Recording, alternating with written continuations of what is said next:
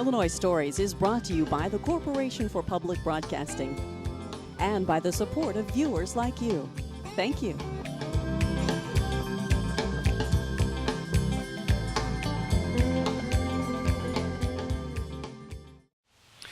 Hello, welcome to Illinois Stories. I'm Mark McDonald in Sullivan at the Titus Manor home, one of the oldest existing buildings in Sullivan. This immense home behind me started as a 4-room house back in the heat of the Civil War. It now, through a series of changes over the years in the family and with the Presbyterian Church, now it's a home to 6 retired women. It's a very interesting story. It's about history, it's about music, and it's about where people live. Kathy Hawbaker, you know this about as well as anybody because you were the administrator at this Titus home for several years, and you did a little digging into the history of it too, didn't you? I did. I was very interested in how the home actually came to be and went into on Ancestry.com, did a little research there, but there was a lot of research that was in the attic and in the Historical Society here in Sullivan, so I did a lot of checking and wanted to see where it all came from. It is fascinating because, as I mentioned, it started out as a 4-room house. And then the Titus family, through George Washington and then his son Joseph, they continued to build and expand the house to what you see is now. And it's just immense. It's like 8 bedrooms. It is. It's a beautiful home inside. There's a lot of furniture in there that was from the original owners. Mm-hmm. So we tried to keep that and preserve that for the ladies. So it's just a very unique home. Yeah. 6 elderly ladies live here now. Yes. I guess you could take as many as 8, I guess. We can. We're licensed for 14, but nowadays everybody wants to have their own room. Yeah. So we have private rooms for each of the ladies. And the reason it's a home for elderly women is because the last of the Titus line willed this to be that. Actually, what Winnie, willed this to be a home for women, retired women, I think is what she called them, right? Yes, she did. She wanted to have some place safe for ladies who had lost their husbands throughout their lives and wanted them to have a safe place to come and be with other ladies so that they would have that camaraderie. Okay, we're going to learn more about this home. We're going to tour the home. But first, the grounds that we're on here, it looks like it's about a square city block. Winnie, the lady that we're going to introduce to our audience after we get inside, had this as an immense garden, didn't she? I mean, she had this all plotted out. It was a beautiful home. Actually, you could not even see the home for all the trees, the shrubbery that she had here. And inside we have a plot that shows everything that was planted here, and it was a beautiful home. Okay, we'll take a look at that. As we look at the house now, we're looking at the porch, which is on the side. That porch used to wrap all the way around the front of the house as well, didn't it? It did, and when we converted it to a home for ladies, we took one of the side porches and made it into an office, and then later into another office. But the ladies still can enjoy the front porch, where they can sit on the swing and enjoy the traffic going by or the squirrels in the trees or the flowers blooming. Oh, it is a beautiful location. It really is. So the Titus family was very interesting. Winnie herself, the last of the living Tituses, was a remarkable story in her own right. And you're going to introduce, you and your friend Diane are going to introduce us to the family as well. Yes, we will. Diane is the current administrator here now, so I'll be very pleased to introduce you to her. Okay, good. Well, let's go inside. Okay. Thank you.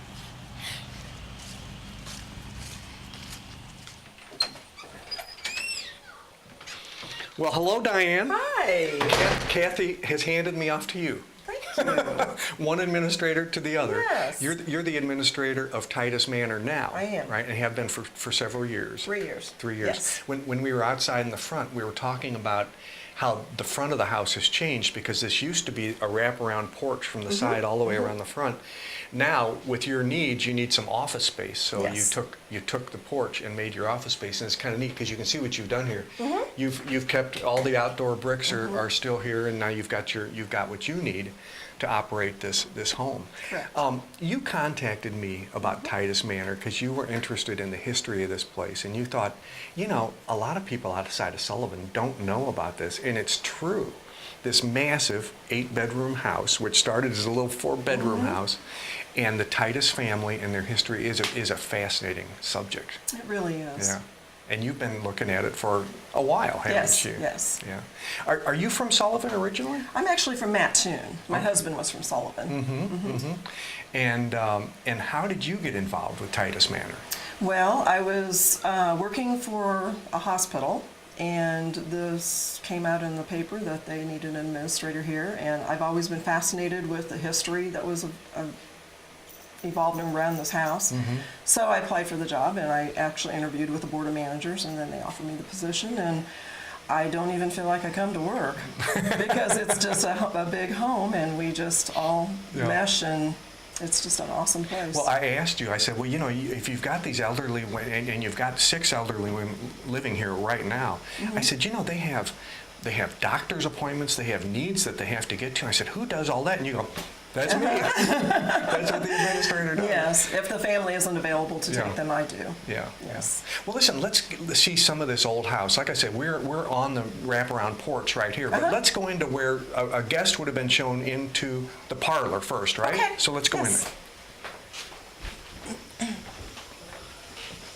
And this is really a good place to come because we can show the portraits of the Titus family and the people who lived here. But you can see as you look around here, this is a beautiful bay window area, and man, when you look at this stained glass window, it's the only one in the house. But boy, it's just gorgeous, isn't it? And it's been cleaned up a little bit, hasn't it? It has. There was a little work done on it a little while ago, but for the most part, it is the original. And you can see some of the settee, for instance, and some of the chairs. These were original to the house. I don't know if it was 1862 or not, but certainly in the late 1800s. A lot of the furnishings are still here. And as you can see, the radiator right behind the settee shows that you're still heating the old-fashioned way with the old boiler, and it's still working for you. It sure is. It's in the basement. This would have been just the way the Titus family had heated their. Yes. Okay, we keep saying Titus. Joseph up here was not the original Titus, but he and his wife Louise lived here the longest period of time, I guess, didn't they? Now tell me about his dad, George Washington. What do you know about him? Anything? His father came here. His name was George Washington Titus. When the house was originally here, it was 4 rooms. So it has grown into this spacious home. That's amazing. Yeah, they had one son, Joseph B., and he married Louisa. She was from Germany. Louisa was German? Okay. Her name is Louisa. She went by Louise. Louisa, okay. And they had just one child? Just one child. Her name was Winifred. And she is over here on the other wall. Okay, let's go take a look at Winifred to the right over here. Winifred is the one that really sort of made the Titus family name, didn't she? That's correct. She was a renowned opera singer. She went all over Europe, America, and she is the one who decided to make the home the way it is today. And what do you mean by that? She wanted it to be left to the synod of the Presbyterians, and she actually wanted it to be left as a home for ladies. Okay, so Winifred, she's left this home and this property, right? By her. Okay. Yes. And she has no children. Correct. Okay, so then in, gosh, I don't know, 1960 or so, passes away and leaves it to the synod to be a home for retired ladies, which it still is. Right. There's another interesting thing about this, because in order to support something like this, the family had a lot of farmland. Yes, they did. And in order to support something like this, the farmland went with the will. That's correct. So that sort of helps pay the expenses, doesn't it? Yes. And it was big, like 1,000 acres of farmland. Yes. Okay. And Winnie, we're going to learn more about Winnie, but she was apparently very talented enough to tour the world singing. And also, the opera house that was here in Sullivan was really built kind of for her.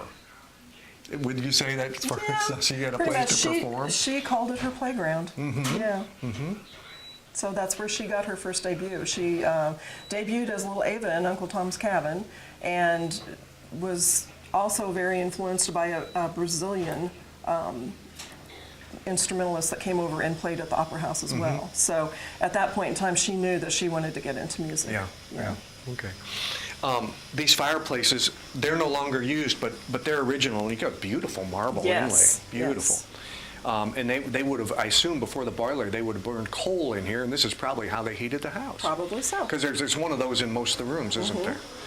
Okay, before we get into the other area, we talk about music. When we talk about Winnie, we talk about music a lot. And we also mentioned that there are 8 bedrooms in this house. This is a spare one. If someone wants to move in, there's a room open. Right. But originally for Winnie, she was a piano teacher. Yes. This was her music room. It sure was. This is where it all happened. And she was well known, wasn't she, as a music teacher? She was. She also spoke 3 fluent languages, German, Italian, and French. And she also sang in those languages when she did opera.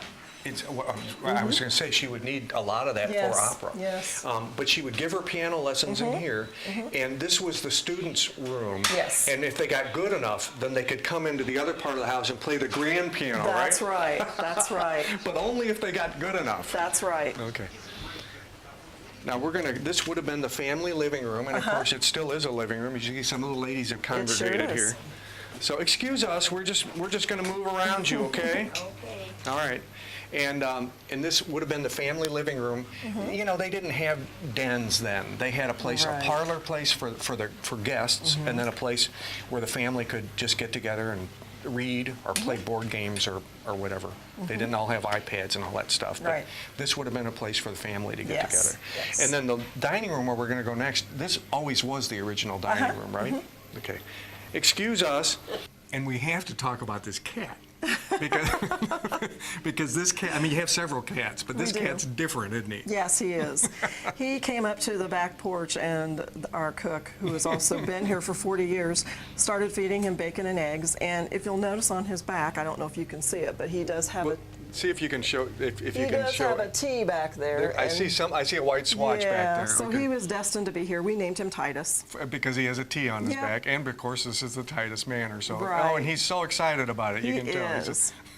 He's a little spoiled. Laying there on the radiator, staying warm. Oh, okay. Tough life. Tough life. Okay, let's see the dining room next. Okay. And this would have been the family dining room. Correct. And you know what I love? I love this the ceiling and the wooden beams. Aren't they beautiful? They are. And of course they were always here. The floor, the beams are original. And you have some of the furnishings in here. Yes. Are from the family, the original family, and I guess the buffet, huh?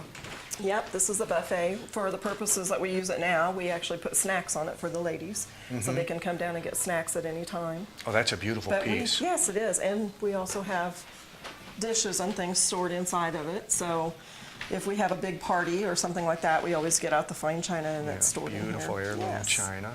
And over here as well, in this little cabinet, same way, and you've got the silver tea service and everything if you want to use it.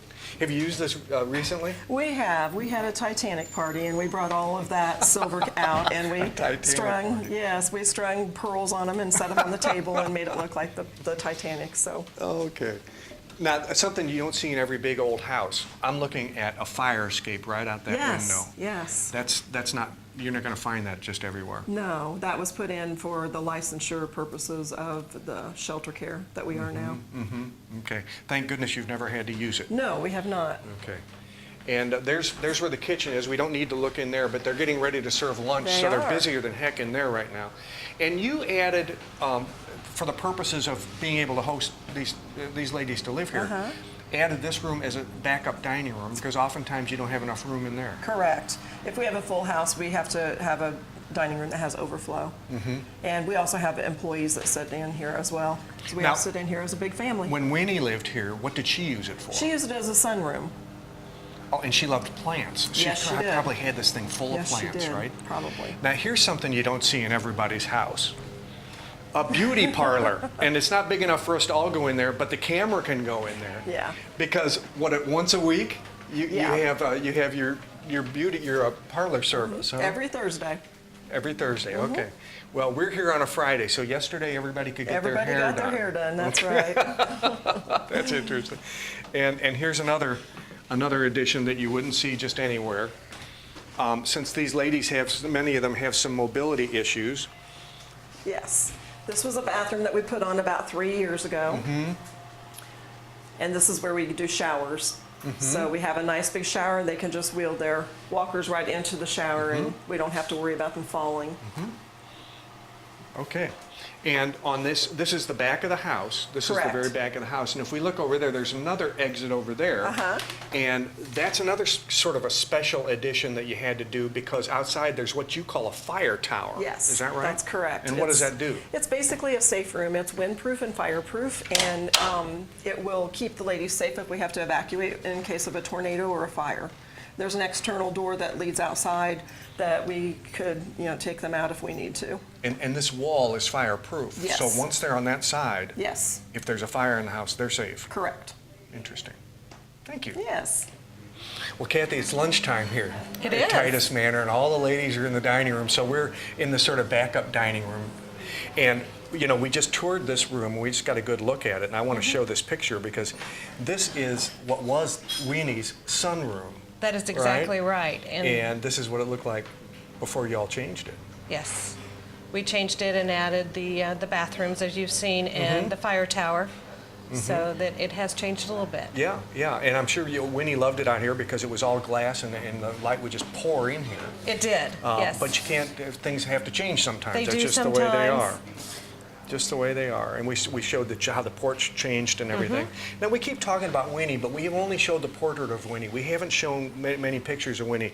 This old scrapbook is just priceless, and you can see that this has really gone through the years a pretty rough way. But this is a really great picture of Winnie. This is her publicity shot, isn't it? It is, because if you will see on some of the other things that we have here, this is also one of her shots where she was in giving her voice singing, and this is one of her recitals. And So it's a poster. It is a poster, and it's one of the original posters. Miss Winifred Titus, coloratura soprano. Here she's assisted by a Belgian cellist. Correct. And tickets were $1, so she was a pretty expensive ticket. She was back in those days, yes, and this was in 1903. 1903, okay. Now, she was pretty something because she kept this scrapbook. I assume she kept it. And on like the third page, we see this.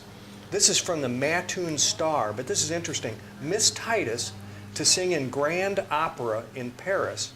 And it says here that Miss Titus has accepted a munificent offer from a leading impresario of Paris to sing in the Grand Opera in Paris's capital city.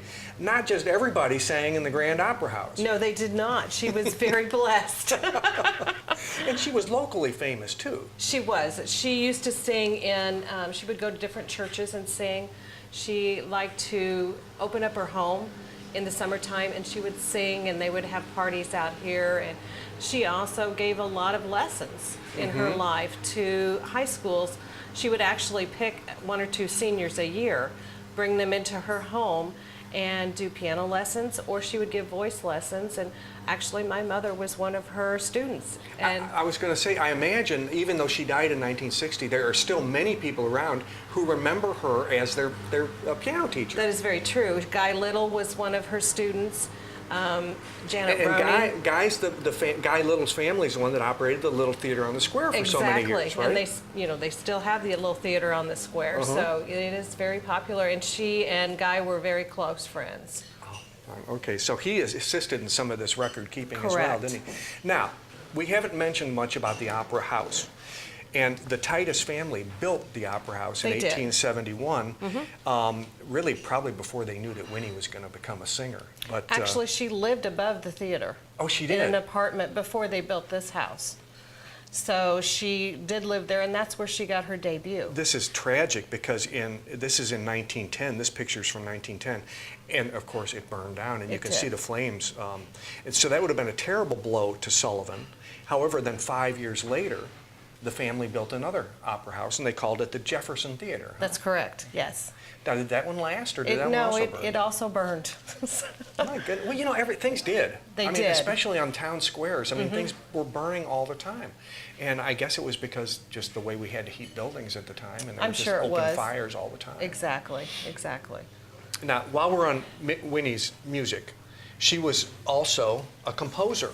That she was. And many of her pieces were, this is from a St. Louis publisher, a music publisher, the Shattinger Company.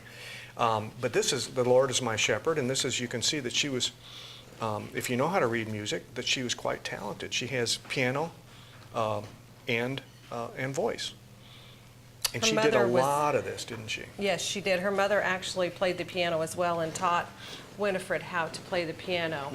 And her dad would also play the violin, so they would all play together and sing. That's nice. That's really nice. Now, when you and I were outside at the beginning of this program, we talked about what a garden this square block was. Definitely. And how she was so involved in not only in growing things, but she knew exactly what she wanted to plant, where she wanted to plant it, how many species of this and that she wanted, and she plotted it all out. She did. And we have a diagram of exactly what she had planted, and she numbers every plant, doesn't she? She did number every plant.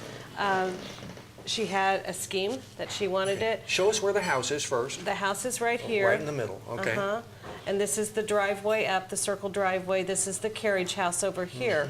And then these were all the different plants and bushes that she had imported from out of states, you know, out of the country. She even had some of them come in. But each one of these little circles is a plant. And as I said before, it grew up so much that you could not even see the house. You could see the top of the house. So you kind of had to weave your way in through all her arbors. And she may have had one of the most sophisticated gardens in central Illinois. that's very true. Yeah. That's very true. And we have here's another picture. I love this picture because this is her when she's getting a little older, but I guess she's got one of her huge peony plants or something here in full bloom, but she just loved it out there in the garden, didn't she? She did. Okay, so we also have a copy of her will and testament here. She couldn't live forever. She died in 1960. And at that time, she wanted to make sure she had no children. She and George had no children. She survived George, her husband. She did. They married rather late in life, didn't they? They were both 45 years old when they married. So he was an established lawyer, and she was on her singing career, and they evidently decided at 45 that's when they needed to be married. So they did not have any children. So what she wanted to do when she passed on, in her will, she gave the home to Presbyterian church, and she wanted it to be a home for ladies. Because ladies at that time, when they lost their husbands, they had no income. So she wanted to have a place for them to be safe. And that's how the Titus home got started. And it survives that same way today. It does. And we mentioned the family was able to, at some point, buy quite a bit of farm ground. Yes. And about 1,000 acres. And that remains in the trust now to provide income to keep the home going. That is very true. That is how the home is maintained, as well as the income from the ladies that live here. They also pay to stay here. But the farm ground is what survives the home. So in 1960, she passes away. We saw her will and testament. And it takes several years then for the church to be able to get this home in a way that the state says, I guess it's code, right? You had to bring it up to code. Correct. And we actually have, this is kind of neat, because you have a copy from 1967 of the license to operate a home for the aged, which is what they called it then. Exactly. Things have changed now. It's now an assisted living or sheltered care home is what our license says. But the first lady that came in was actually in 1966. And then the licensure came through in 1967. And since then, I know you're licensed for 14, but since then hundreds of women have lived out their lives here. Yes. And it's such a nice. Now, did anybody ever consider letting gentlemen come in? It is in Winifred's will that it is just for the ladies. Absolutely, just for ladies. We would have to go back to court to get that will changed, and I think that since that was her wish, then that we ought to honor that. Well, she's an interesting piece of work. I wish we know more about her parents, but there's not really that much about them, is there? There is not. It's as I said before, I went on Ancestry.com, and it's very difficult to trace that back. I suppose if you were better at it than I am, maybe you could find out some more. They weren't keeping the same kind of records that we keep now, too. No. So. But to build something like this, his dad started building this house in the middle of the Civil War, and to do this in central Illinois, and then to end up with this massive home is quite a story. It is quite a story, and it's very interesting to see, how she traveled through life and what she did, and who she married, and You know, it was just very interesting, and I was very happy to do some of the history. It was encouraging to see things progress throughout the years. Yeah. Well, thank you, Kathy. Thank you very much. When Winnie's garden was full of trees, plants, and flowering shrubs, this was her waterfall. It may never come back to life again because of the expense of keeping it maintained, but the Titus name is very strong in Sullivan and will stay that way. The park behind me, well, Winnie gave this for $1 in her will with the understanding that it would remain a public park. And in addition to that, the Titus name is on the library and also the Masonic Lodge in Sullivan. With another Illinois story in Sullivan, I'm Mark McDonald. Thanks for watching.